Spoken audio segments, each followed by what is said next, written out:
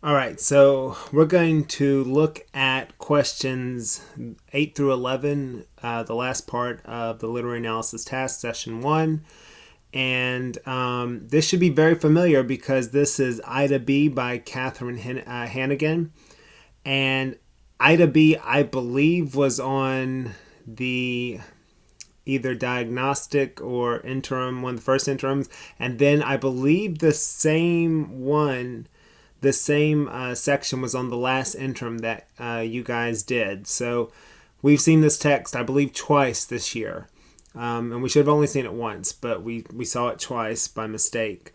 And so this would be your third time with this particular selection. So, and I believe the questions are the same. Now, I know one time, maybe two times, it was involved as a writing. So you had to write about it. You don't have to do it this time. But I believe the questions and everything are the same that were the same questions that was on the whatever the test was that we took in the fall semester that had it, and then that was on the one that we did the first week of February.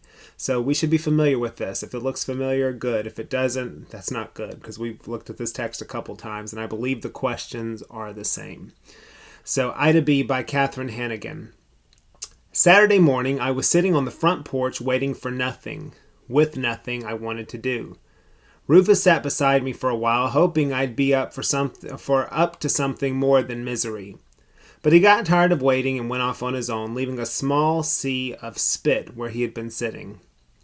Just as I was about to take myself back to bed and try starting the day over again in the afternoon, I saw the big white car come down the road and turn left at the T, and right away I knew what I had to do.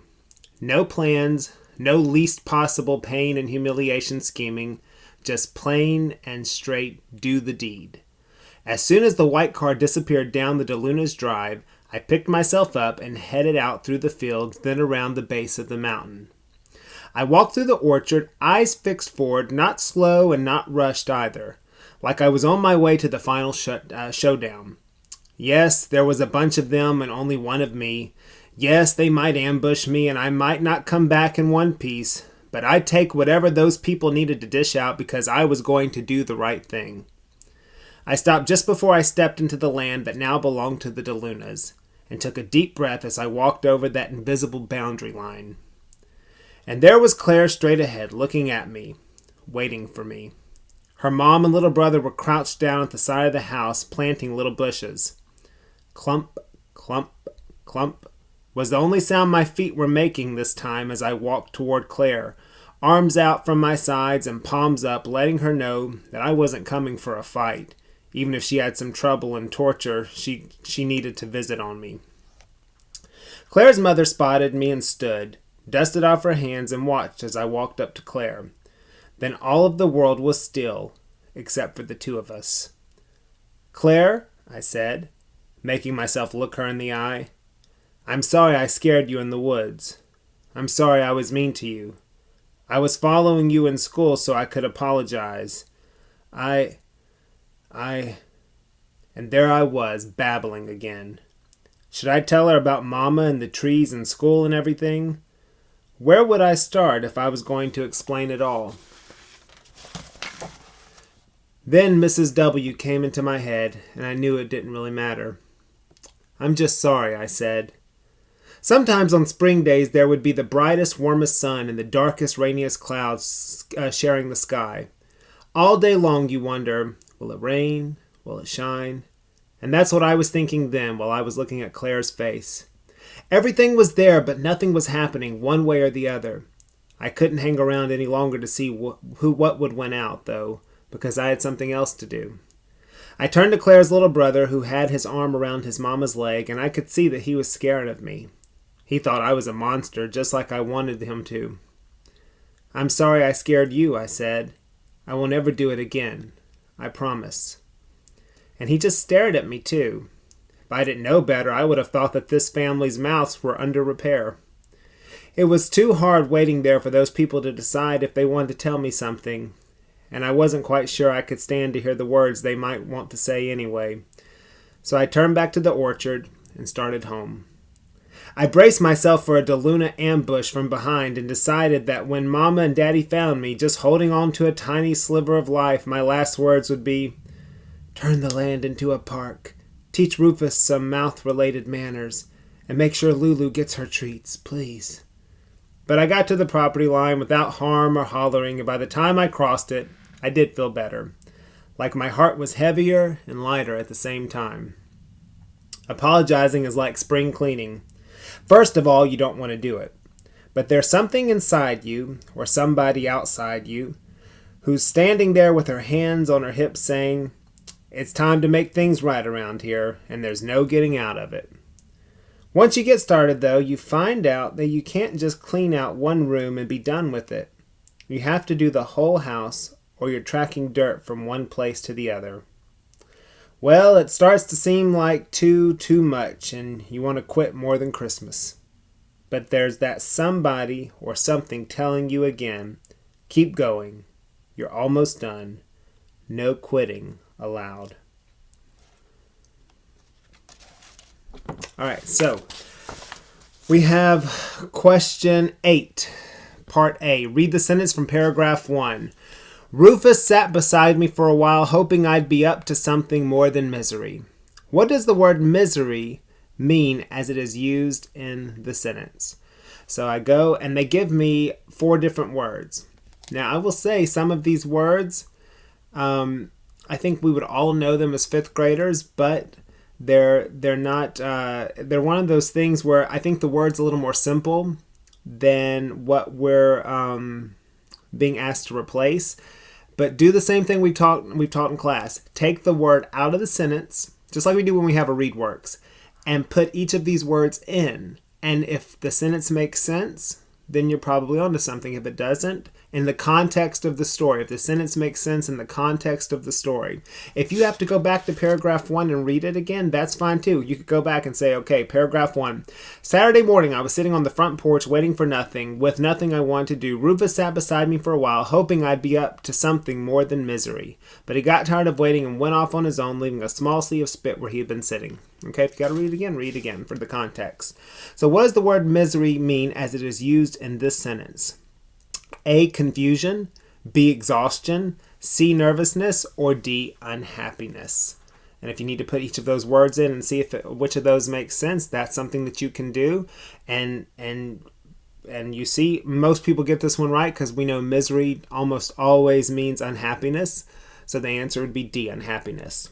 Now, which detail from the story provides the best clue for the meaning of the word misery? And you notice they have the word best in part B highlighted for a reason. They want you to understand if you see several options that seem okay, that's great, except you have to find the best. Which of those options makes the best case for understanding the word misery? Would it be A, waiting for nothing with nothing I wanted to do? Well, okay, is that something that seems miserable?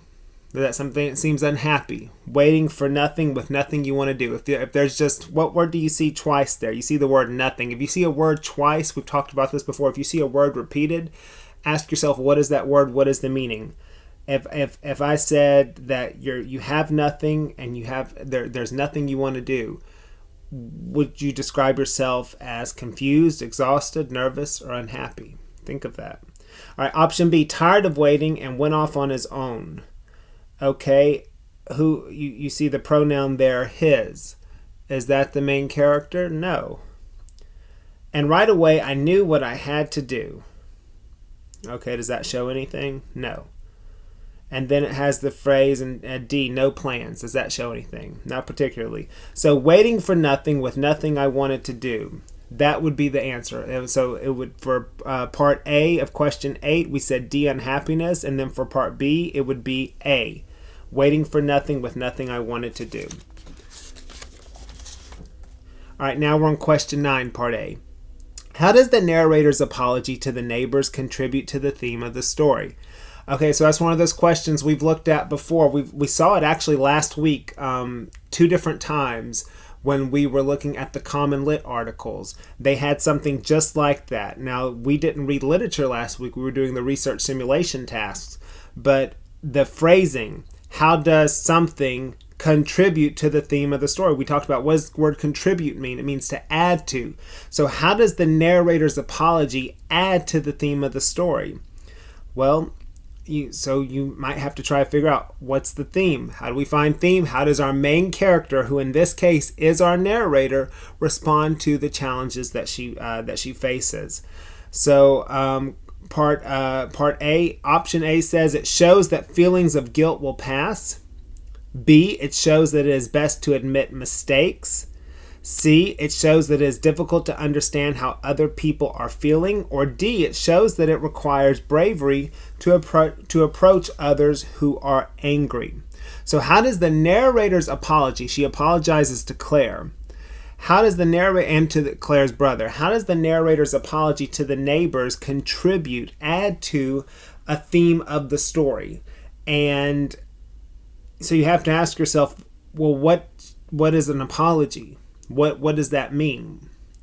And only B is the only one that really talks about what happens when you apologize is you admit you made a mistake. And so that's how we would know it's B. Sometimes people choose C. It shows that it's difficult to understand how other people are feeling. And I think it's because what they notice there in the apology is that all the other characters are silent. Our narrator talks endlessly about what's going on in her mind and about what she says out loud, but we never hear from the other characters. This is one of the reasons I say this every year and I still have forgotten to do it. And now that we have plenty of time off, maybe I will. I always want to look up this story.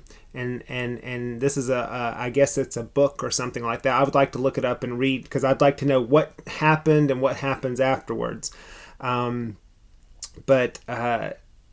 Because all the other characters are silent. And so C seems to make sense for the other characters, but you have to ask yourself, who is the narrator? The narrator is the main character in this section. And what is she doing when she apologizes? She's admitting her mistakes. All right, part B. Which detail from the story best supports the answer to part A?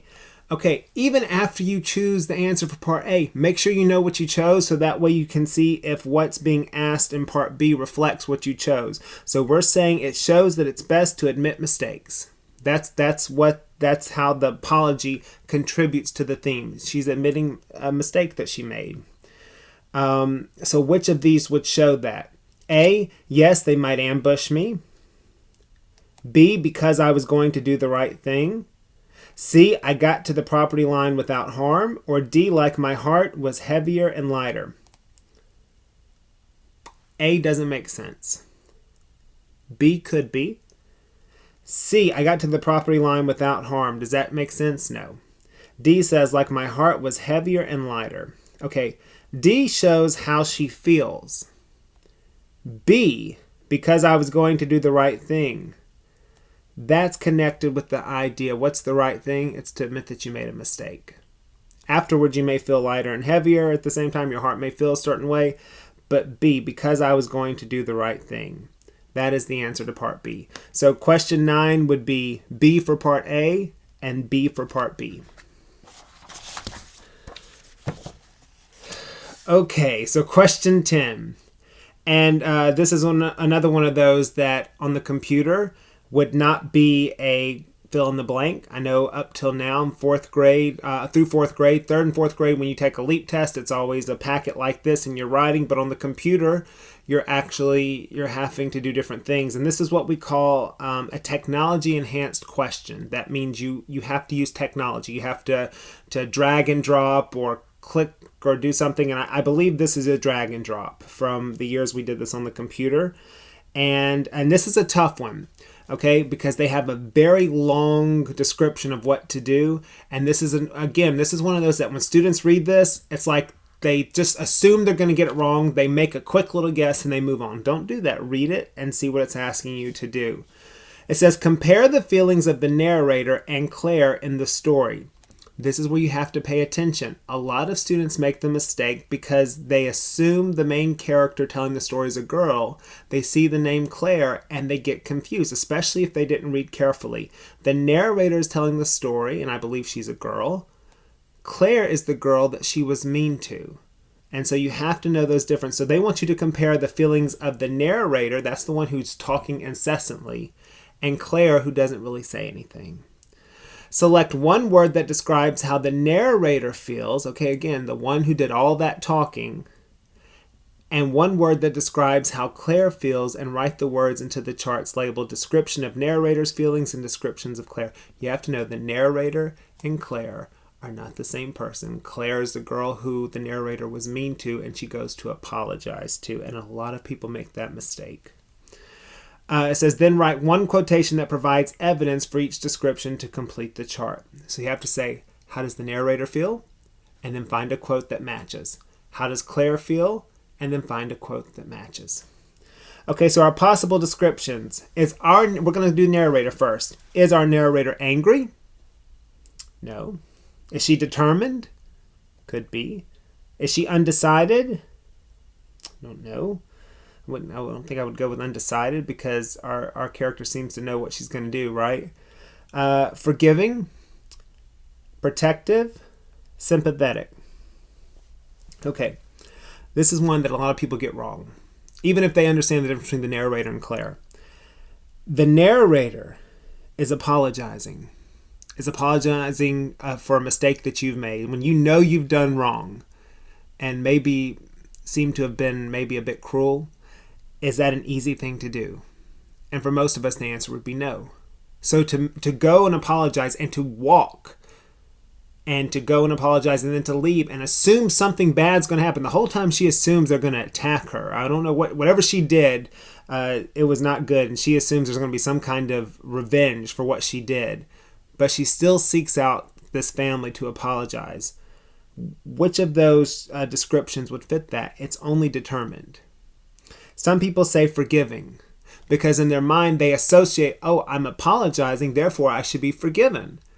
But we're looking at the narrator. The narrator is apologizing, meaning she's asking for forgiveness. She's not forgiving. Forgiving would be if the others said, oh, it's okay, or, we understand, or we accept your apology, then they would be forgiving. That didn't happen either. But the narrator, she is asking for forgiveness. She's making that choice. And even though she thinks they're not going to give it to her, and even though she thinks they're going to be mean to her, which they're not, she has to make that choice. And she goes on that journey. Remember, if a character goes on a journey, we talked about symbolism, that they're going on a journey, they're on that quest. She is on this quest to apologize. She is determined. She is determined no matter what, even though she believes that they're going to have vengeance on her, even though she keeps waiting for an attack from the DeLunas, she goes and apologizes. So our narrator is determined. Which of these would match determined? Okay, so I look at my options. Don't worry about Claire at the moment. Stick with, we know, okay, we're saying the narrator is determined. Which of these in the possible supporting evidence would show determined? Okay, and you also want to make sure that whoever's speaking, it's our narrator. You want to make sure it applies to what she's doing, and that which of these shows determination. Okay, so I'm looking over here, and I see, okay, determined. I might not come back in one piece. Okay, that's her thoughts. Claire's mother spotted me. Does that show anything? No. Stood, dusted off her hands, and watched. Is that our narrator? No. Making myself look her in the eye. Is that hard to do? Would that take determination to look someone in the eye when you treated them horribly and you're having to ask for forgiveness? I think so. So I'm going to go with that, but I'm going to keep looking. Had his arm around his mama's leg. Has nothing to do with the narrator. Everything was there, but nothing was happening one way or the other. Does that show anything? No. So we're going to say the description of the narrator's feelings would be determined. And what's the supporting evidence? Making myself look her in the eye. That shows determination. She is going to make, she doesn't, our narrator does not want to apologize. Even when she apologizes, she would rather just kind of keep her head down, but she's going to look Claire in the eye and apologize. All right, now we've done that. It involves a lot of kind of thinking. Remember, we're analyzing. We're doing critical thinking. Now let's look at Claire. Claire is the girl that our narrator goes and apologizes to. So which of these would show Claire? Some people will say, well, Claire is angry because she doesn't accept the apology. Okay. Does she show anger? Does she attack her? Does she spit at her? Does she roll her eyes? Does she ignore her? No. What does she do? She just looks. And here's the thing. Let's stop. Okay, we've talked a lot about this. Go back to the text. Let's go back and let's find Claire.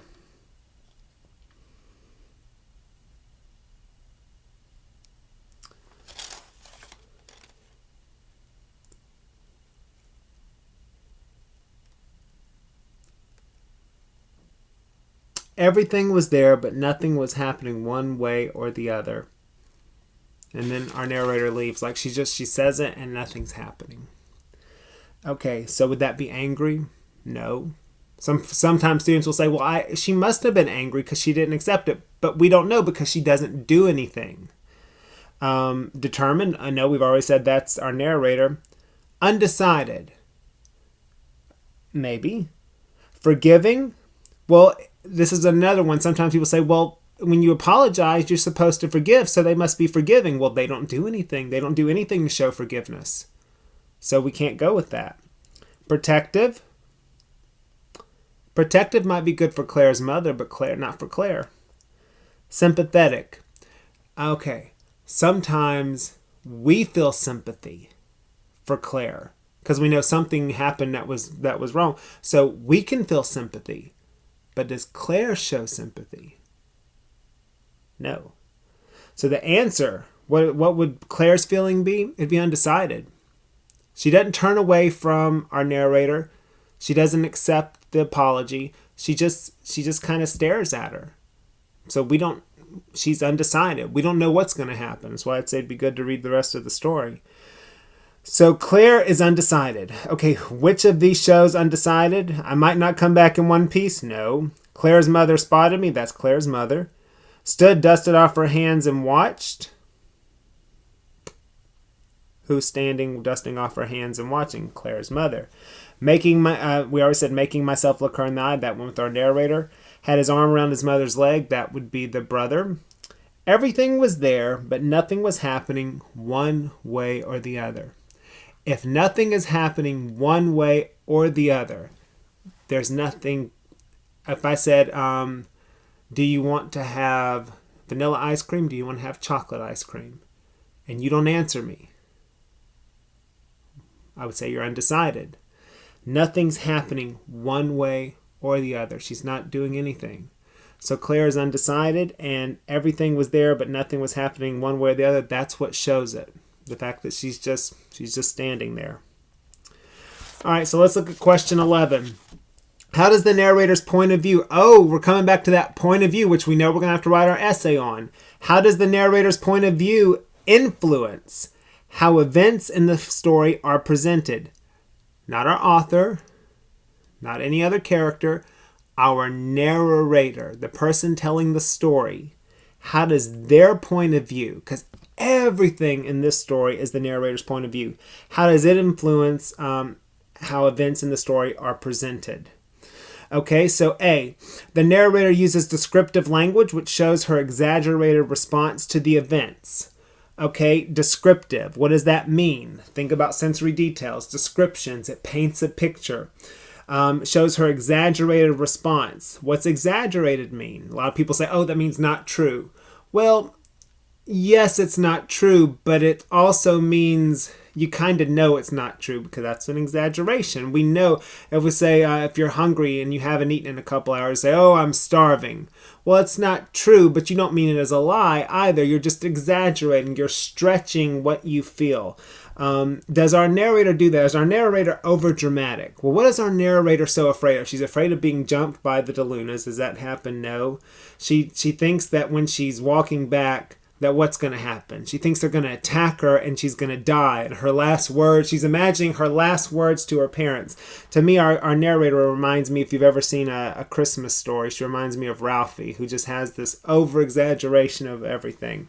So I think A is probably a good one to go with, but let's stop and let's go to the rest. B, the narrator uses objective language, which provides unbiased reactions of the characters. Unbiased, meaning completely neutral. Well, if you read the story, you're supposed to be on the side of the narrator, right? Even though we know the narrator did something bad, we kind of feel sympathy for what she's doing. So B would not be an option. C, the narrator uses questions throughout the story, which shows how confused she is. Does she do that? No. D, the narrator uses simple words, which helps the reader better understand the events. A lot of people choose D because they don't understand necessarily what some of the other terms are. And so a lot of people who choose the wrong answer choose D because they say, well, she's using simple words. And that's not true either. You have to understand, okay, what's happening. And what I would do, I know these are long answers, but if you look at the first clause before the first comma in each instance, it talks about what kind of language is being used. And so you have to ask yourself, okay, is she being descriptive? Is there a lot of description? The whole story is about our narrator apologizing to Claire. But there's 2 pages of it. And very little of it has to do with the apology because she's going all throughout everything that's going on in her mind. And so it would be descriptive. So the answer is A. Okay, now they want 2 details from the story that best supports that. Okay, so what shows descriptive language and an exaggerated response of the events? Okay, so on part B, A, like I was on my way to the final showdown. What's a final showdown? That means only one of us is going to come out alive. Is that what happens when you go to apologize to somebody? No, that's exaggerated. So A would probably be an option, but let's keep looking. B, her mom and her little brother were crouched down at the side of the house. Well, that just is what they're doing. C, where would I start if I was going to explain it all? That's just thinking in her mind. D, all day long you wonder, will it rain? Will it shine? Didn't say anything. E, I turned to Claire's little brother and I could see that he was scared of me. Well, could he be scared of her? Probably, so that's not really exaggerated. F, just holding on to a tiny sliver of life, my last words would be, so she's imagining she's dying because they're going to attack her and kill her on her way back to her parents.